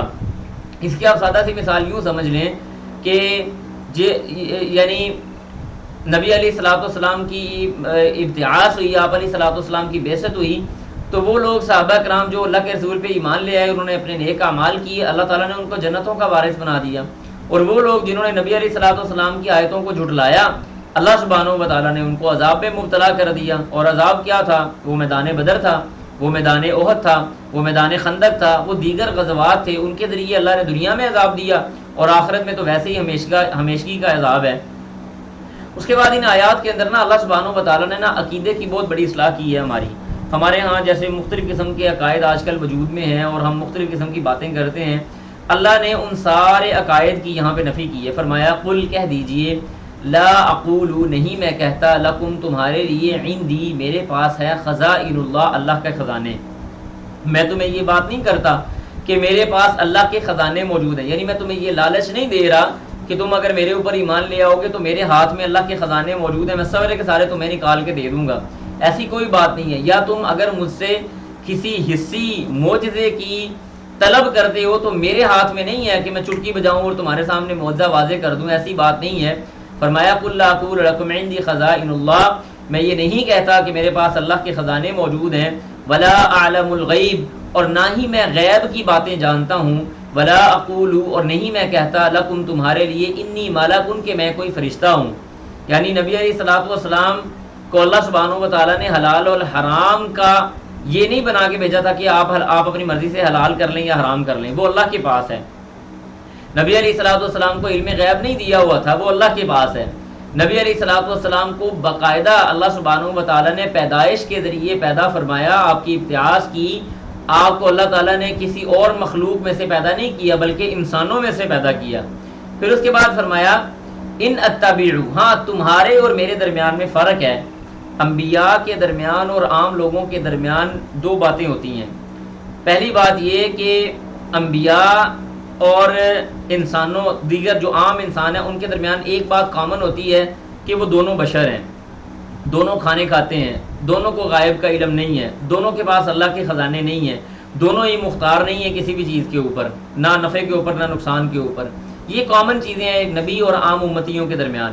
لیکن نبی اور عام امتیوں کے درمیان ایک چیز میں مختلف ہیں، وہ کیا ہے کہ نبی کے اوپر وحی ہوتی ہے، وحی کے ذریعے وہ لوگوں کو بتاتا ہے، لیکن عام لوگوں کے اوپر وحی نہیں ہوتی۔ اللہ فرماتے ہیں نبی علیہ السلام کو کیا کہا ہے کہ تم یہ لوگوں کو بتا دو، ان اتبع، نہیں میں پیروی کرتا، الا مگر اس چیز کی، ما یوحا، جو وحی کیا جائے، الیہ، میری طرف جو بات وحی کی جاتی ہے نا، میں صرف اتنی بات کی پیروی کرتا ہوں۔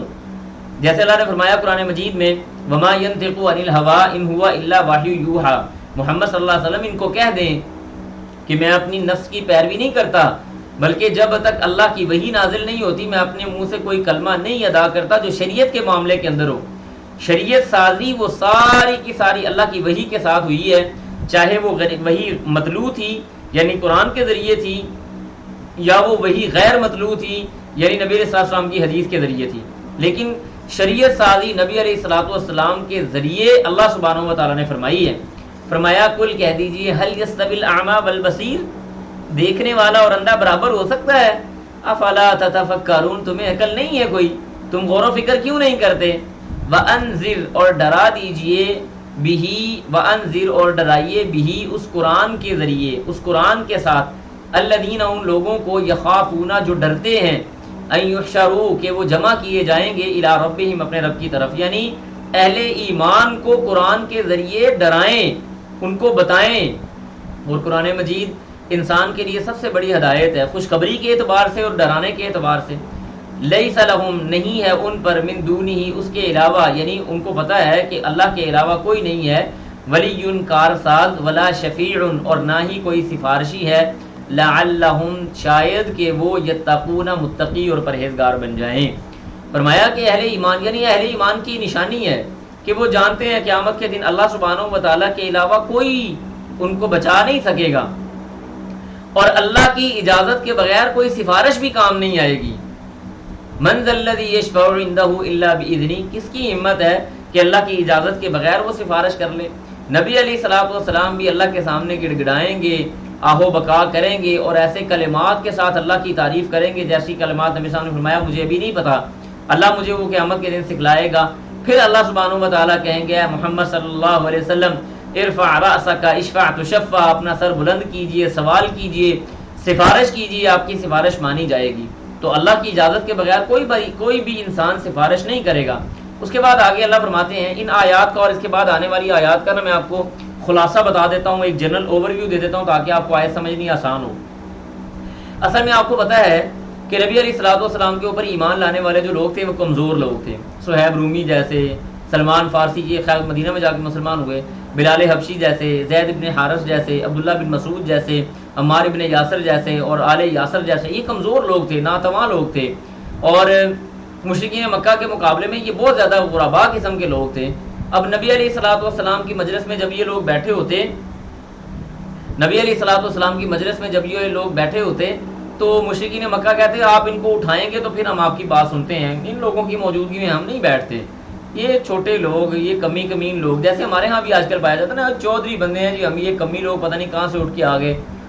تو اللہ سبحانہ و تعالیٰ نے یہ والی آیات اور اس کے بعد والی کچھ آیات اسی معاملے کے اندر ذکر فرمائی ہیں۔ فرمایا ولا تطرد، اور نہ آپ چھوڑیں الذین، ان لوگوں کو، یدعون ربہم، جو اپنے رب کو پکارتے ہیں، بالغداتی، صبح کے وقت، والعشی، شام کے وقت۔ مقصد کیا ہے ان کا؟ یریدون، وہ چاہتے ہیں، وجہہ، اس کی رضامندی، ما علیکا، نہیں ہے آپ کے ذمے، من حسابہم، ان کے حساب سے کچھ بھی، من شیئن، کچھ بھی، وما، اور نہیں ہے، من حسابکا، آپ کے حساب سے، علیہم، ان پر، من شیئن، کچھ بھی، یعنی ان کا احتساب، ان کا حساب ان کے ذمے ہے اور آپ کا حساب و کتاب آپ کے ذمے ہے۔ فتطردہم، تو اس حالت میں اگر آپ نے ان کو چھوڑ دیا، یعنی صحابہ کو چھوڑ دیا، فتکونا، تو آپ ہو جائیں گے، من الظالمین، ظلم کرنے والے لوگوں میں سے، یعنی آپ عدل کرنے والے نہیں رہیں گے۔ آپ ان لوگوں کو ساتھ رکھیں جو لوگ اللہ کو صبح شام پکار رہے ہیں، اللہ کی رضا اور اس کی خوشنودی چاہتے ہیں، پھر مشرکین مکہ کو چھوڑ دیں، ہم نے آپ کے ذمے ان کا حساب نہیں رکھا ہوا، نہ ان کے ذمے آپ کا حساب رکھا ہوا ہے، آپ ان کو چھوڑ دیں ان کی حالت پہ۔ اگر ایمان لانا ہے، اگر آپ سے کچھ باتیں پوچھنی ہیں، اگر آپ سے کچھ باتیں سننی ہیں، تو انہی غربا مساکین جو مومنین آپ کے ساتھ سب سے پہلے ایمان لے کے آئے، ان کے ساتھ بیٹھنا پڑے گا۔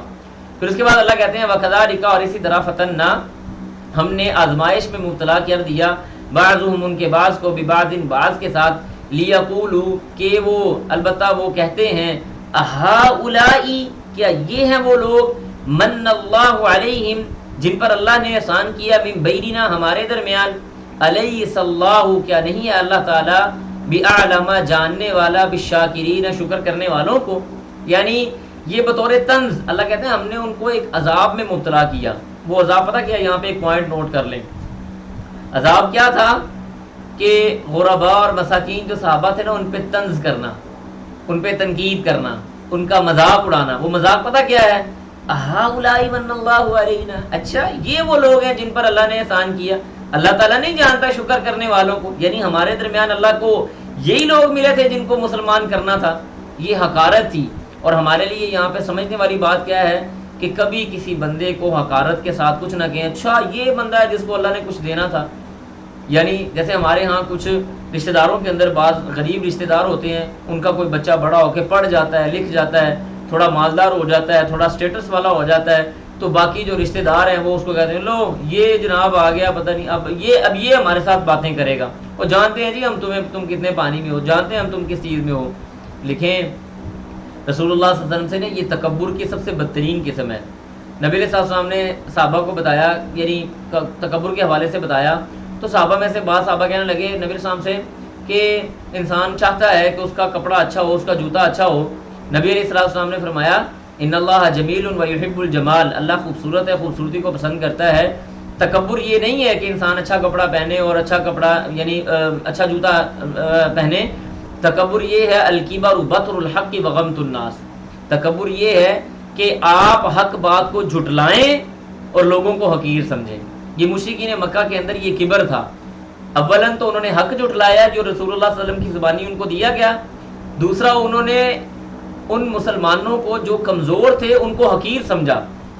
دونوں کام کر دیے، اللہ کی آیتوں کو بھی جھٹلایا، نبی صلی اللہ علیہ وسلم کو بھی جھٹلایا، اور اس کے ساتھ ساتھ ان مسلمانوں کو جو کمزور اور ناتواں تھے، ذرا مسکین تھے ان میں سے، ان کو حقیر سمجھا۔ ہاں ان کے اوپر اللہ نے احسان کیا ہے دین دے کے، ہم نہیں مانتے ایسی بات کو۔ تو اللہ فرماتے ہیں کہ ایسے کام سے ہمیں اجتناب کرنا چاہیے، ہمارے لیے اس میں بڑی نشانی ہے۔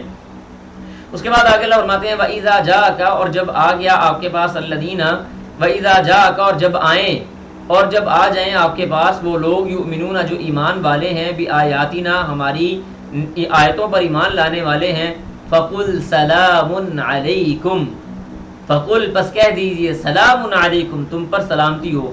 اب آپ اندازہ کریں کہ رسول اللہ صلی اللہ علیہ وسلم کو حکم دیا جا رہا ہے کہ آپ نے ان کمزور مسلمانوں کو سلام کہنا ہے، ان پر سلامتی بھیجنی ہے، ان کا استقبال کرنا ہے، ان سے محبت کرنی ہے۔ فَقُلْ سَلَامٌ عَلَيْكُمْ، پھر فرمایا کتب ربکم علی نفسہ الرحمہ، کتب فرض کر لیا، ربکم تمہارے رب نے، علی نفسہ اپنی آپ پر، الرحمت رحمت کو۔ جیسے وہ لمبی حدیث آتی ہے نا، نبی صاحب نے فرمایا کہ زمین و آسمان کی تخلیق سے 50,000 سال پہلے اللہ سبحانہ و تعالیٰ نے قیامت تک ہونے والے سارے احوال لکھوا دیے تھے، اور اسی کتاب کے اندر اللہ نے یہ بات لکھوائی کہ میرا جو غضب ہے نا، میری جو رحمت ہے وہ میرے غضب کے اوپر غالب آ گئی ہے، میری رحمت میرے غضب کے اوپر، میرے غصے کے اوپر غالب ہے اور اس سے برتر ہے۔ یہاں میں آپ کو ایک چھوٹا سا نفیس سا نقطہ بتاتا ہوں دعا کے دوران، اللہ اکبر کبیرہ، آپ یہ نسخہ استعمال کیجئے گا، انشاءاللہ آپ کو فائدہ ہوگا۔ جب اللہ سے دعا کرنے بیٹھے نا تو اللہ تعالیٰ کی یہ جو صفت ہے نا، صفت رحمت، یہ بڑی پیاری صفت ہے، بڑی محبت والی صفت ہے۔ آپ ہم اللہ سے دعا کرتے ہوئے نا یہ کلمہ ضرور زبان پہ لایا کریں، یا اللہ تیری رحمت تو تیرے غصے پہ غالب ہے، لہٰذا تو اپنی اس رحمت والی صفت جو تیرے غصے پہ غالب ہے، مولا تو اس کے ذریعے مجھے معاف فرما دے، اس کے سبب مجھے معاف فرما دے، اس کے واسطے مجھے معاف فرما دے۔ یہ اللہ کی صفت ہے، صفت رحمت۔ تو اس کا واسطہ دے کے ان الفاظ کے ساتھ اللہ سے دعا کریں، یقین کریں آپ کو بڑا فائدہ ہوگا۔ اور اللہ تعالیٰ نے فرمایا نا، ان رحمتی وسعت کل شیء، میری رحمت جو ہے وہ ہر چیز پہ وسیع و عریض ہے۔ اس کے بعد اللہ فرماتے ہیں انہو، اب اللہ کی رحمت کیا ہے، یہاں پہ بھی میں آپ کو بتا دوں تھوڑا سا کہ جو مشرکین مکہ تھے نا، جب یہ مسلمان ہوئے، سارے لوگ مسلمان ہوئے، بڑے بڑے واقعات آتے ہیں، ٹائم نہیں ہے اتنا میں آپ کو بتاؤں۔ صحابہ میں سے بہت سارے لوگ تھے جنہوں نے جور جاہلیت کے اندر بڑے بڑے گناہ کیے تھے، یعنی اللہ اکبر کبیرہ، وہ واقعہ میری آنکھوں کے سامنے آتا ہے، رونگٹے کھڑے ہو جاتے ہیں کہ ایک صحابی اللہ کے رسول کے پاس آئے، اللہ اکبر کبیرہ، کہنے لگے اللہ کے رسول، اللہ تعالیٰ ایمان لانے کے بعد، یعنی مفہوم حدیث ہے، اللہ ایمان لانے کے بعد کیا سارے گناہ معاف کر دے گا؟ نبی صاحب نے فرمایا کہ الاسلام یہدم ما قبلہ، اسلام سب سے پہلے والے جتنے بھی گناہ ہوتے ہیں ان کو معاف کر دیتا ہے۔ پوچھا آخر بوجھ کیا ہے تمہارے نفس کے اوپر، تمہاری ذات کے اوپر کیا بوجھ ہے، تمہیں ایسا کون سا گناہ ہے جو تنگ کرتا ہے؟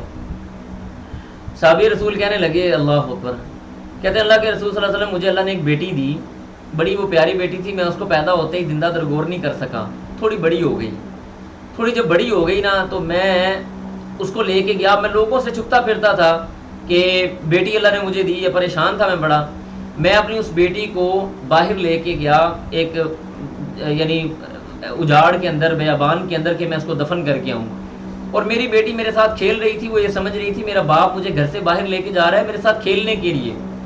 کہتے ہیں کہ میں نے اس کو بٹھایا اور میں نے وہ گڑھا کھودنا شروع کر دیا۔ اب جب میں گڑھا کھودنے لگ گیا تو وہ میری بیٹی دیکھ کے مجھے مسکراتی تھی، ہنستی تھی کہ شاید میرا باپ میرے ساتھ کھیلنے کے لیے کوئی چیز تیار کر رہا ہے۔ کہتے ہیں کہ میں نے اپنی اس بیٹی کو اٹھایا اور اٹھا کے اس قبر میں ڈال دیا، یعنی اس گڑھے کے اندر ڈالا، اور جب میں اس کے اوپر مٹی ڈال رہا تھا تو وہ میری بیٹی میرے ساتھ ایسے کھیل رہی تھی جیسے وہ میں اس کے ساتھ کھیل رہا ہوں، اس کو نہیں پتا تھا کہ میں اس کو دفن کر رہا ہوں، یہاں تک کہ میں نے اپنی اس بیٹی کو یعنی اس گھڑے کے اندر دفن کر دیا۔ اب نبی علیہ الصلوۃ والسلام یہ واقعہ سن رہے ہیں، وہ صحابی بھی رو رہے ہیں، فرمایا کہ اللہ کے رسول، کیا اللہ یہ میری جو بیٹی ہے نا، جو میرے ساتھ ایسے کھیلنے کی نوعیت سے میرے ساتھ گئی تھی، یہ مجھے بڑا پریشان کرتی، میری آنکھوں کے سامنے آ جاتی ہے، بعض اوقات میں بڑا پریشان ہو جاتا ہوں۔ آپ علیہ السلام نے فرمایا، کہتے ہیں کہ اللہ کے رسول، کیا میرا اللہ تعالیٰ یہ گناہ معاف کر دے گا؟ نبی صاحب نے فرمایا ہاں، اللہ تعالیٰ تمہارا یہ گناہ بھی معاف کر دے گا۔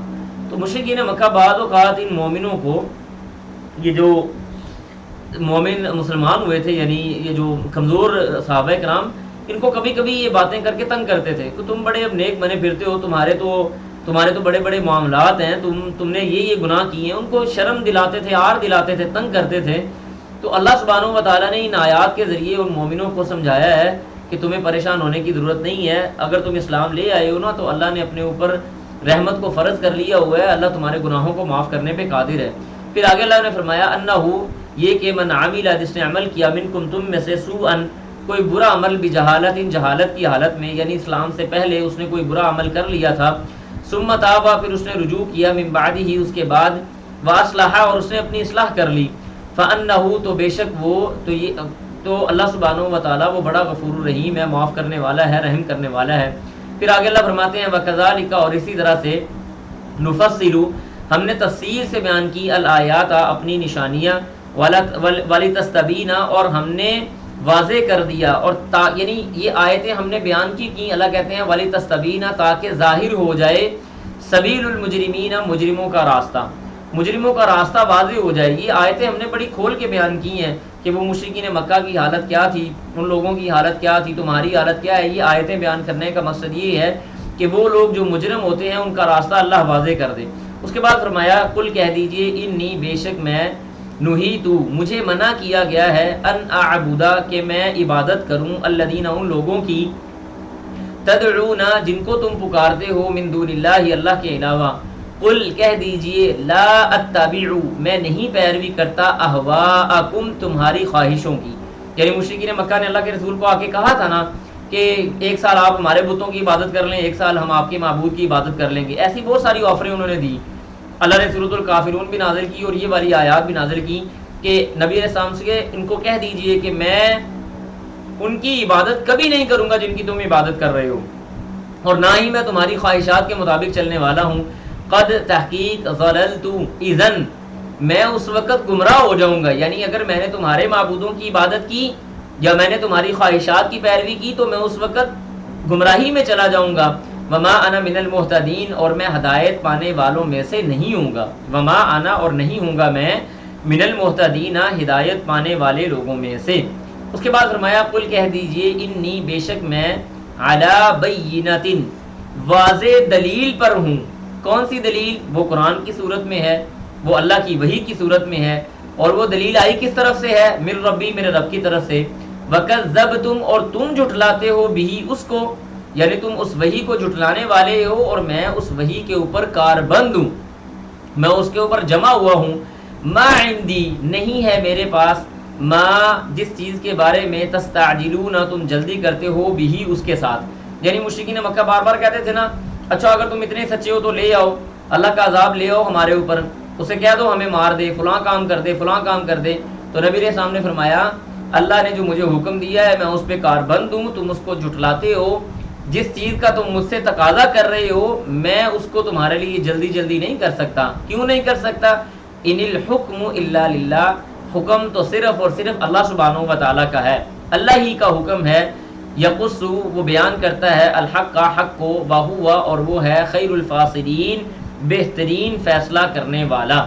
قل، کہہ دیجئے، لو، اگر، ان عندی، ہوتا میرے پاس، ما، وہ چیز، تستعجلون بھی، جس کے ساتھ تم جلدی کرتے ہو، یعنی جس عذاب کا تم تقاضا کر رہے ہو، اگر وہ میرے پاس ہوتا، لقضی الامر، تو فیصلہ کر دیا جاتا، معاملہ پورا ہو جاتا، بینی و بینکم، میرے اور تمہارے درمیان. یعنی اگر میرے ہاتھ میں وہ چیز ہوتی جو تم مانگ رہے ہو تو اللہ سبحانہ و تعالیٰ تمہارے اور میرے درمیان میں فیصلہ کر چکا ہوتا، یعنی تمہارے اوپر عذاب آ چکا ہوتا. واللہ، اور اللہ سبحانہ و تعالیٰ، اعلم، وہ جاننے والا ہے، بالظالمین، ظالموں کو. اس کے بعد آگے اللہ فرماتے ہیں وَعِندَهُ، اور اسی کے پاس ہے، مفاتیح الغیب، غیب کی باتیں. یعنی نبی علیہ السلام نے کہا کہ آپ ان کو بتا دیں کہ جس عذاب کا تم تقاضا کرتے ہو میں نہیں اس کو جانتا، اللہ سبحانہ و تعالیٰ اس کو دے گا. وَعِندَهُ، اور اس کے پاس ہے، مفاتیح الغیب، غیب کی چابیاں، لا یعلموها، ان کو کوئی نہیں جانتا، الا ہوا، مگر وہی اللہ تعالیٰ ان کو جانتا ہے. وَيَعْلَمُ، یہاں تک ہی نہیں بلکہ وَيَعْلَمُ، وہ جانتا ہے، ما فی البر، جو کچھ بھی خشکیوں کے اندر موجود ہے، وما والبحر، اور جو کچھ سمندروں کے اندر موجود ہے، وما تسقط من ورقۃ، اور نہیں گرتا کوئی پتا، الا مگر یعلمها وہ اس کو جانتا ہے، ولا حبۃ اور نہ ہی کوئی دانہ، فی الظلمات اندھیروں کے اندر، الارض زمین میں، ولا رطب اور نہ ہی تری کے اندر، ولا یابس اور نہ خشکی کے اندر، الا مگر فی کتاب مبین ہر چیز کتاب کے اندر واضح ہے، یعنی لوح محفوظ کے اندر ہر چیز موجود ہے۔ یعنی ایک حدیث کے اندر آتا ہے کہ نبی علیہ الصلوۃ والسلام نے فرمایا کالی رات کے اندر کالے پتھر پہ یا کالے پہاڑ پہ، اس طرح کے الفاظ آتے ہیں، مفہوم حدیث ہے، کالی چونٹی جب چلتی ہے اس کے چلنے کی آہٹ کی آواز بھی اللہ سبحانہ و تعالیٰ کو سنائی دیتی ہے، اللہ اس کے چلنے کی آہٹ کو بھی سن رہا ہوتا ہے۔ یہ انسان خالق اور مخلوق کے درمیان میں یہی تو فرق ہے۔ آپ دیکھیں اللہ تعالیٰ کو ایک ہی ٹائم میں ایک بندہ پشتو میں پکار رہا ہے، ایک فارسی میں پکار رہا ہے، ایک سندھی میں پکار رہا ہے، ایک ٹرکش میں پکار رہا ہے، ایک انگلش میں پکار رہا ہے، ایک عربی میں پکار رہا ہے، ایک پنجابی میں پکار رہا ہے، ایک جناب تیلگو میں پکار رہا ہے، ایک ملائیوں میں پکار رہا ہے، دنیا کی مختلف زبانوں کے اندر اللہ تعالیٰ ان سب کی بات ایک ہی وقت میں سن بھی رہا ہے اور ان کی حاجات کو بھی پورا کر رہا ہے۔ سبحان اللہ، یہ اللہ سبحانہ و تعالیٰ ہے۔ تو لہٰذا اللہ سے کوئی چیز مخفی نہیں ہے۔ جو تم تقاضا کر رہے ہو عذاب کا، بار بار صبر کرو، وہ جب آئے گا تو تمہیں لگ پتہ جائے گا۔ اس کے بعد آگے اللہ فرماتے ہیں وَهُوَ الَّذِي اور اللہ وہ ذات ہے، يَتَوَفَّاكُمْ وہ تم کو فوت کرتا ہے، بِاللَّيْلِ رات کے وقت، وَيَعْلَمُ اور وہ جانتا ہے، مَا جَرَحْتُمْ جو تم نے کمایا، بِالنَّهَارِ دن کے وقت۔ یہاں پہ نا میں آپ کو روح کی دو قسمیں بتاتا ہوں، آپ ان کو تھوڑا سا نوٹ کر لیں۔ ہمارے جسم کے اندر دو طرح کی روح ہوتی ہے، یعنی روح کی دو قسمیں ہیں، ایک ہوتی ہے روح حیوانی اور ایک ہوتی ہے روح روحانی، ٹھیک ہے جی۔ ایک ہوتی ہے حیوانی، دوسری ہوتی ہے نفسانی بھی کہہ سکتے ہیں، روحانی بھی کہہ سکتے ہیں۔ ایک ہوتی ہے حیوانی حیات سے نکلا ہوا اور ایک ہوتی ہے روحانی یا نفسانی۔ انسان جب سوتا ہے نا تو اس کی جو روح حیوانی ہوتی ہے وہ اس کے اندر رہتی ہے، اس کے اندر رہنے کی وجہ سے اس کا دل دھڑکتا ہے، اس کے خون کی گردش چلتی ہے اور اس کے باقی جو جسم کے اعضاء ہیں، جو کام کرنے والے اعضاء ہوتے ہیں وہ کام کرتے ہیں۔ لیکن جو اس کی روح روحانی جسم سے نکل جاتی ہے، جس کے بارے میں آتا ہے کہ انسان نصف موت کہا گیا ہے نا نیند کو، کہ نیند جو ہے یہ آدھی موت ہے، اس کو آدھی موت اسی وجہ سے کہا گیا ہے کہ انسان کے کچھ اعضاء کام کرنا بند کر دیتے ہیں، جیسے وہ دیکھ نہیں سکتا، وہ سن نہیں سکتا، وہ سونگ نہیں سکتا، وہ بول نہیں سکتا۔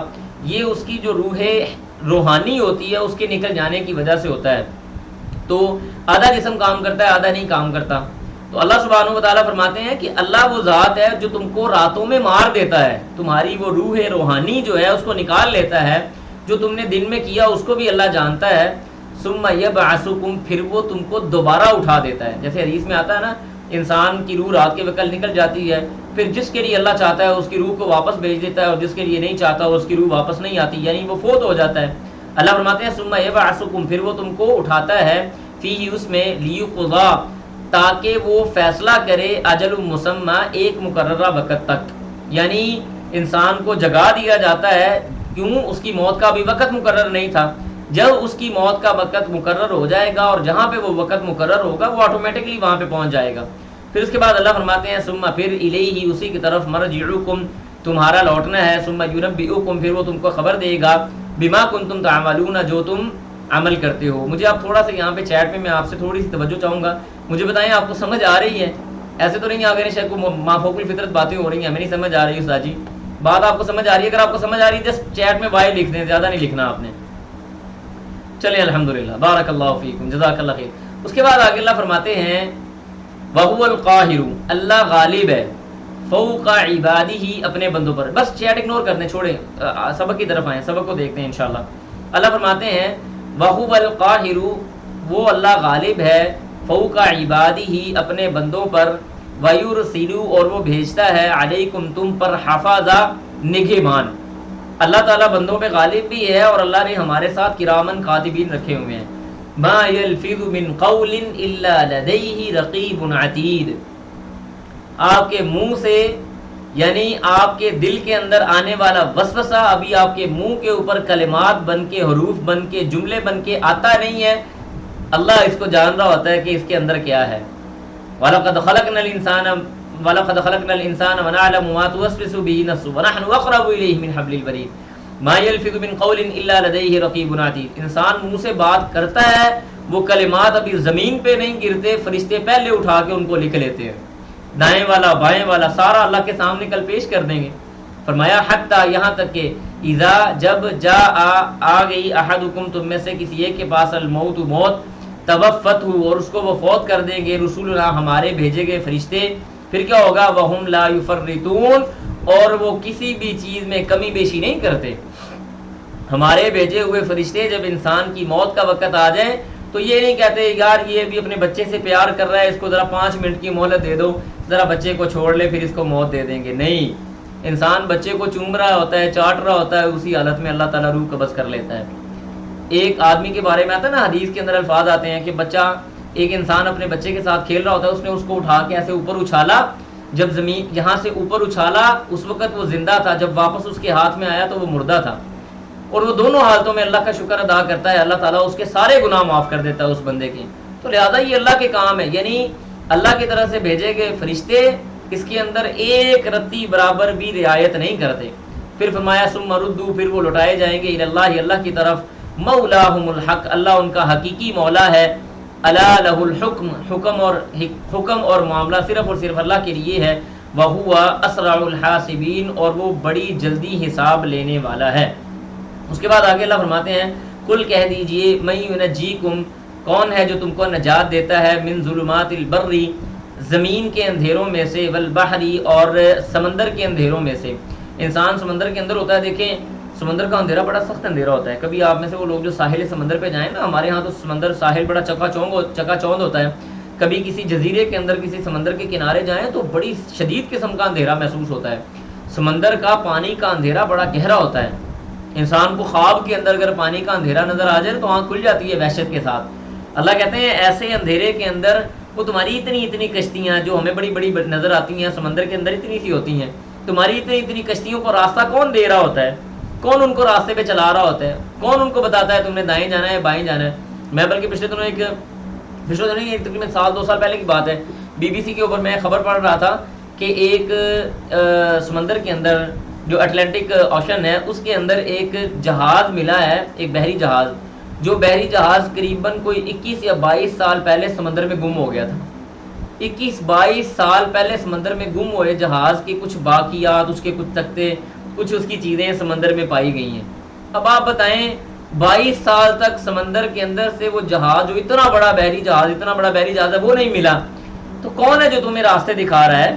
وہ تمہیں وہی راستے دکھاتا ہے، تدعونہ، جس کو تم پکارتے ہو، تضرعا، گڑ گڑا کر، وخفیۃ، اور چھپ کے، خاموشی سے، سائڈ پہ ہو کے، لئن انجانا، تم پکارتے کیسے ہو؟ اللہ، لئن، اور اگر، انجانا، ہم کو نجات دے دی تو نے، من ہذہ، اس سے، لنکونن، تو البتہ ہم ضرور بضرور ہو جائیں گے، من الشاکرین، شکر کرنے والوں میں سے۔ قل کہہ دیجیے اللہ تعالیٰ، ینجیکم، وہ نجات دیتا ہے تم کو، منہا، اس سے، ومن کل کرب، اور ہر قسم کی تکلیف اور پریشانی سے، ثم، پھر، انتم، تم، تشرکون، اللہ کے ساتھ شرک کرنے لگ جاتے ہو۔ ٹھیک ہے، یہ بڑے اعلان ہو۔ وَإِذَا مَسَّ الْإِنسَانَ الضُّرُّ دَعَانَا لِجَنبِهِ أَوْ قَاعِدًا أَوْ قَائِمًا فَلَمَّا كَشَفْنَا عَنْهُ ضُرَّهُ مَرَّ كَأَن لَّمْ يَدْعُنَا إِلَىٰ ضُرٍّ مَّسَّهُ۔ اللہ نے بڑے واضح لفظوں میں انسان کی کنڈیشن بتائی ہے، فرمایا وَإِذَا مَسَّ الْإِنسَانَ الضُّرُّ دَعَانَا لِجَنبِهِ أَوْ قَاعِدًا أَوْ قَائِمًا، جب ہم اس حضرت انسان کو پکڑ کے تھوڑا جھنجھوڑتے ہیں نا تو ہر وقت ہمیں پکار رہا ہوتا ہے، او قاعدن، او قائما، بیٹھ کر، کھڑے ہو کر، ٹھیک ہے، پھر وعلی جنوبن، اور کروٹ کے بل، یعنی لیٹے ہوئے بھی اللہ کو پکار رہا ہے۔ پھر اللہ کہتے ہیں فلما کشفنا عنہ ضرہ، جب ہم اس کی تکلیف کو دور کر دیتے ہیں، مر کأن لم يدعنا الى ضر مسا، ہمارے سامنے سے یوں گزر جاتا ہے جیسے اس نے کبھی ہمیں پکارا ہی نہیں تھا۔ تو یہ انسان کی کیفیت ہے، اللہ تعالیٰ میں یہ کر دوں گا، میں وہ کر دوں گا۔ جب اللہ تعالیٰ انسان کو نجات دے دیتا ہے تو دوبارہ اللہ کو بھول جاتا ہے۔ اس کے بعد اللہ کہتے ہیں کل کہہ دیجیے هو القادر، وہ قادر ہے، کس بات پر؟ علی، کہ وہ، ان یبعث، بھیجے، علیکم، تم پر، عذابن، کوئی عذاب، من فوقکم، تمہارے اوپر سے۔ یہ عذاب کی ایک قسم ہے، یہاں پہ درجہ بدرجہ لکھتے جائیں۔ عذاب کی 3 قسمیں، وہ جو موٹی قسمیں تھیں وہ میں نے آپ کو بتا دی، اب عذاب کی جو دوسری قسمیں ہیں چھوٹی چھوٹی ان کے اندر شامل ہیں، وہ والی میں آپ کو بتا رہا ہوں۔ نمبر 1 یہ فرمایا کہ اللہ اس بات پہ قادر ہے کہ تمہارے اوپر سے کوئی عذاب بھیجے۔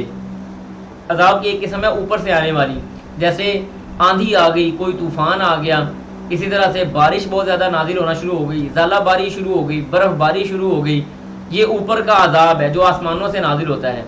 او من تحت ارجلکم، یا تمہارے پاؤں کے نیچے سے، یعنی زمین کے نیچے سے اللہ تمہارے اوپر کوئی عذاب لا دے، زلزلہ آ گیا، سیلاب آ گیا، کوئی اس قسم کی ایسی یعنی خشک سالی آ گئی، کوئی ٹڈی دل کا کوئی ایک غول آ گیا جس نے انسان کا غلہ سارے کا سارا کھا لیا، یہ سارے کے سارے خشکی کے عذاب، یعنی تمہارے نیچے سے عذاب آ جائے۔ دو طرح کے عذاب۔ اب تیسرا وہ عذاب میں ذکر کرنے جا رہا ہوں جو جس میں ہم سب لوگ مبتلا ہیں اس وقت، ٹھیک ہے جی، اس وقت ہم سب لوگ اس میں مبتلا ہیں۔ وہ پتہ کیا ہے؟ اللہ فرماتے ہیں او یلبسکم، یا وہ تم کو مبتلا کر دے، شیعاً، یا تم کو وہ بنا دے، شیعاً فرقوں میں، ٹکڑوں میں، ویذیقا، اور وہ چکھے، بعضکم تمہارا، اور وہ چکھائے تمہارے بعض کو بعض، بأسن کوئی عذاب، یعنی تم آپس میں ایک دوسرے کے ساتھ لڑائی جھگڑا کرنا شروع کر دو، ایک دوسرے کے ساتھ تم لڑائی جھگڑا کرنا شروع کر دو، اللہ تمہیں ایسے عذاب کے اندر مبتلا کر دے۔ ایک سیکنڈ رکیے گا جی ذرا۔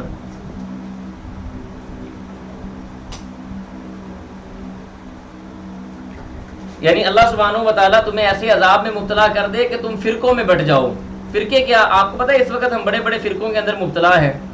میری آواز آپ تک آ رہی ہے جی انشاءاللہ؟ بتائیے گا جی مجھے ذرا۔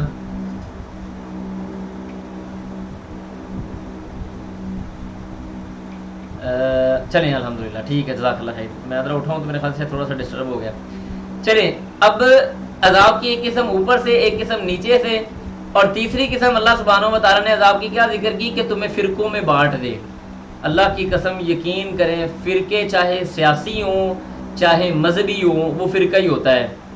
اور اس وقت ہم لوگ، آپ دیکھیں ہماری کیا حالت ہوئی ہے، ہم نے سیاسی معبود بنائے ہوئے ہیں، ان کے پیچھے مرنے کے لیے تیار ہیں، ان کے پیچھے لڑنے کے لیے تیار ہیں۔ آپ ہرگز یہ مت سمجھیں کہ آپ لوگ کسی حق کے ساتھ کھڑے ہیں، بلکہ اللہ سبحانہ و تعالیٰ نے آپ کو ایک عذاب کے اندر مبتلا کیا ہوا ہے۔ ایک دوسرے کے ہاتھوں ہم قتل ہو رہے ہیں۔ یہ پچھلے دنوں میں نے پڑھا جی کہ ایک سیاسی جماعت کے دوسری سیاسی جماعت کے جو لوگ ہیں انہوں نے آپس میں لڑائی کی اور ایک بندے نے دوسرے بندے کو قتل کر دیا۔ 1 منٹ میں ہم بندہ قتل کر کے سائیڈ پہ کر دیتے ہیں۔ یہ مت سمجھیں کہ یہ ہم کسی حق کے ساتھ کھڑے ہیں، یہ شیطان نے ہمیں الجھایا ہوا ہے کہ تم حق کے ساتھ کھڑے ہو، فلاں حق کے ساتھ کھڑا ہے۔ کوئی حق کے ساتھ نہیں کھڑا، یہ آپ کی بہت بڑی غلط فہمی ہے۔ ہمارا میڈیا 2 نمبر جھوٹ بول کے ہمیں پتہ نہیں کیا کچھ دکھاتا ہے، آپ کو تو پتہ ہی نہیں ہے ہم کون سے۔ یہ جو پچھلے دنوں میں جو فسادات ہوئے ہیں، ان فسادات کے اندر جو لوگ مارے گئے ہیں، کون ذمہ دار ہے ان کا؟ آپ کا سیاسی لیڈر؟ مرا تو اس کا ہے جس کے والدین حیات ہیں اور ان کا بچہ ان سے چلا گیا، جوان لاش ان کو کندھے پہ اٹھانی پڑی۔ اس کرب کے اندر، اس تکلیف کے اندر کیا وہ لوگ شامل ہوتے ہیں جن لوگوں کے پیچھے آپ لوگ اپنی جانیں دے رہے ہیں اور آپ سمجھتے ہیں ہم حق پہ ہیں؟ آپ حق پہ نہیں ہیں۔ یہ عذاب کی وہ تیسری قسم ہے جس میں ہم مبتلا ہیں، سیاسی طور پہ یا مذہبی طور پہ، جو مرضی آپ کہہ لیں۔ اللہ نے یہ قرآن میں ذکر کیا ہے کہ ہم تم کو ٹکڑوں میں بانٹ دیں گے اور تمہیں ایک دوسرے کے ساتھ عذاب دیں گے، تمہارے اوپر عذاب کو مسلط کر دیں گے، پھر بھی انسان نہ سمجھے۔ فرمایا انظر، دیکھو، کیفا، کیسے، نصرف الآیات، ہم بیان کرتے ہیں آیتوں کو، لعلہم یفقہون، تاکہ وہ سمجھ سکیں۔ پھر اس کے بعد فرمایا وکذبا، اور جھٹلایا بھی اس کو، قومک، آپ کی قوم نے، وہو الحق، اور وہ حق ہے۔ کل کہہ دیجئے، لستو، نہیں ہوں میں، علیکم، تم پر، بوکیل، کوئی کارساز، لکل نبأ، ہر ایک خبر کے لیے، مستقر، ایک وقت مقرر ہے۔ یہاں پہ نبا سے مراد عذاب ہے، ہر ایک عذاب کے لیے، ہر ایک کام کے لیے، ہر ایک خبر کے لیے ایک وقت مقرر ہے۔ وسوف تعلمون، ان قریب تم جان لو گے۔ بڑی لمبی چوڑی یہاں پہ بات آتی ہے لیکن میں آپ کو بتا نہیں سکتا، صرف اتنا بتا دیتا ہوں جیسے نبی علیہ الصلوۃ والسلام نے فرمایا تھا نا قیامت کے دن، ٹھیک ہے جی،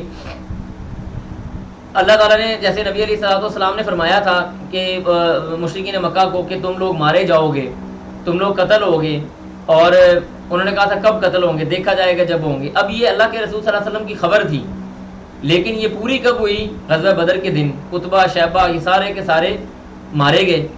پھر اسی طرح نبی صلی اللہ علیہ وسلم نے سراقہ بن مالک کو کیا کہا تھا؟ سراقہ، تمہارا اس وقت کیا حال ہوگا جب تم کیسر روم کی کنگن اپنے ہاتھ میں پہن کے پھر رہے ہوگے۔ یہ خبر تھی، لیکن اس کا وقت کب آیا؟ عمر رضی اللہ تعالیٰ عنہ کے دور میں۔ تو لہذا ہمیں ثابت یہ ہوا کہ ہر خبر کا ایک وقت و مقرر ہے۔ وسوف تعلمون، اور ان قریب تم جان لو گے۔ آخری صفحے کی طرف ہم آتے ہیں۔ آگے صفحے کے اندر اللہ سبحانہ و تعالیٰ نے فرمایا وَإِذَا رَأَيْتَ، اور جب آپ دیکھیں، اصل میں یہ جو آیت ہے یہ ہم سورۃ نساء کے اندر پڑھ چکے ہیں، میں اختصار کے ساتھ بس آپ کو بتاؤں گا، یعنی اس آیت کا مفہوم۔ اللہ فرماتے ہیں وَإِذَا رَأَيْتَ، اور جب آپ دیکھیں الذین ان لوگوں کو یخوضون وہ جھگڑا کر رہے ہیں فی آیاتنا ہماری آیتوں کے بارے میں، فَأَعْرِضْ تو آپ ان سے کنارہ کشی اختیار کر لیں، فَأَعْرِضْ عَنْهُمْ تو آپ کنارہ کشی اختیار کر لیں عنہم ان سے، حتیٰ یہاں تک کہ یخوضوا وہ گفتگو کرنے لگ جائیں فی حدیث غیری کسی اور بات میں، وَإِمَّا يُنْسِيَنَّكَ اور اگر آپ کو بھلا دے الشیطان شیطان، فلا تقعد تو آپ مت بیٹھیں بعد الذکر یاد آ جانے کے بعد مع القوم الظالمین ظالم قوم کے ساتھ۔ یعنی فرمایا کہ یہ استہزاء اور مذاق کرتے ہیں مشرکین مکہ ہماری آیات کا، یہ صورت نساء کے اندر ہم نے پڑھا ہوا ہے، تو آپ ایسی صورت کے اندر ان کے ساتھ نہ بیٹھیں کہ وہ اللہ کی آیتوں کا مذاق اڑا رہے ہیں، نبی علیہ الصلوۃ والسلام کی احادیث کا مذاق اڑا رہے ہیں اور آپ لوگ ان کے ساتھ بیٹھ کے خوش گپیاں مار رہے ہیں۔ ہمارے لیے اس کے اندر بہت بڑی دلیل ہے کہ ایسی محفل کے اندر جہاں پہ اللہ اور اس کے رسول کا مذاق اڑایا جا رہا ہو اس محفل کے اندر ہم نہیں بیٹھیں گے۔ ہاں کوئی اور محفل ہوگی تو ہم اس میں بیٹھ جائیں گے، پھر اللہ کہ اگر ہم بھول جائیں، یعنی نبی صاحب کو بھی کہا کہ اگر آپ بھول جائیں کہ آپ نے اس مجلس میں نہیں بیٹھنا تھا اور آپ بیٹھ جائیں تو پھر آپ کو پریشان ہونے کی ضرورت نہیں ہے، جب آپ کو یاد آ جائے آپ اس مجلس کو چھوڑ دیں۔ پھر آپ فرمایا وما علی الذین اور نہیں ہے ان لوگوں پر یتقون جو متقی ہے من حسابہم ان کے حساب سے من شیء کچھ بھی، متقین کے ذمے مشرکین کا کوئی حساب نہیں ہے، ولیکن اور لیکن ذکرہ یہ نصیحت ہے لعلہم یتقون تاکہ وہ تقوی اختیار کریں۔ اس کے بعد فرمایا وازارل اور چھوڑ دیں الذین ان لوگوں کو اتخذوا جنہوں نے پکڑا دینہم اس کے دین کو لعبن ولہوا کھیل تماشا، وغرتہم اور دھوکے میں ڈال دیا ان کو الحیات الدنیا دنیا کی زندگی نے، وذکر اور نصیحت کیجئے بھی اس کے ساتھ ان تبصل نفس، یعنی میں آپ کو پہلے بتا دوں اس آیت کے اندر ہمارے لیے کیا بات ہے، یاد رکھیں غیرت جو ہے نا، غیرت حقیقی غیرت وہ یہ ہے کہ ہمیں اللہ اور اس کے رسول کا جو مذاق اڑایا جانا ہے نا اس مذاق کے اوپر ہمیں غصہ آئے، یہ غیرت ہے۔ الحب للہ والبغض فی اللہ واعطى للہ ومنع للہ فقد استکمل الایمان۔ نبی صاحب نے فرمایا محبت اللہ کے لیے ہونی چاہیے، نفرت بھی اللہ کے لیے ہونی چاہیے۔ آپ اپنا محاسبہ کریں، ہمیں نہ محبت اللہ کے لیے ہے نہ ہماری نفرت کا تقاضا اللہ کے لیے ہے، ہماری محبت بھی ہماری ضرورت ہے، مقصد ہے کسی بندے کے ساتھ، اور ہم جس سے نفرت کرتے ہیں وہ بھی ذاتیات کی وجہ سے کرتے ہیں، دین کی وجہ سے نفرت ہم کرتے ہی نہیں ہیں۔ کسی بھی بندے کے ساتھ بیٹھتے ہیں، کھاتے پیتے ہیں، گپ شپ کرتے ہیں، ہمارے سامنے وہ اللہ اور اس کے رسول کا مذاق اڑانے والا ہوتا ہے، ہمیں کوئی پرواہ نہیں ہوتی، غیرت ہی نہیں رہی وہ والی۔ الحب للہ والبغض فی اللہ ومن واعطى للہ، اللہ کے لیے دینا چاہیے، ومنع للہ اور جس بندے نے اللہ ہی کے لیے اپنے مال کو روکا فقد استکمل الایمان، فرمایا ایسے بندے کا ایمان پورا ہے۔ اس کے بعد آگے اللہ فرماتے ہیں وذکر اور نصیحت کیجیے ان کو بھی اس قرآن کے ذریعے، کس بات کی نصیحت کرنی ہے، ان تبصل کہ تبصل کا مطلب ہوتا ہے پکڑا جائے گا، فرمایا ان تبصل کہ پکڑا جائے گا نفس کوئی بھی نفس یا ہر نفس بما کسبت جو اس نے کمایا، ہر نفس اپنی کمائی کے بقدر پکڑا جائے گا، لیسا نہیں ہے لہا اس کے لیے من دون اللہ اللہ کے علاوہ ولی کوئی ولی، ولا شفیع اور نہ ہی کوئی سفارش کرنے والا، وان اور اگرچہ تعدل وہ پیش کریں کل عدل ہر چیز کا برابر، یعنی اگرچہ وہ ہر چیز کا عوض اللہ کے سامنے پیش کر دیں، لا یؤخذ منها اللہ کہتے ہیں وہ قیامت کے دن ان سے نہیں پکڑا جائے گا، اولئک الذین یہی ہیں وہ لوگ ابسلوا جو مبتلا کر دیے جائیں گے یا جو کیے جائیں گے بما کسبوا جو انہوں نے کمایا، یعنی ان کو ان کی کمائی کے بقدر ہی عذاب میں مبتلا کیا جائے گا۔ پھر فرمایا لہم ان کے لیے ہے شراب پینا من حمیم کھولتے ہوئے پانی سے، وعذاب اور ان کے لیے عذاب ہے علیم دردناک، کس وجہ سے بما کانوا یکفرون جو انہوں نے کفر کیا۔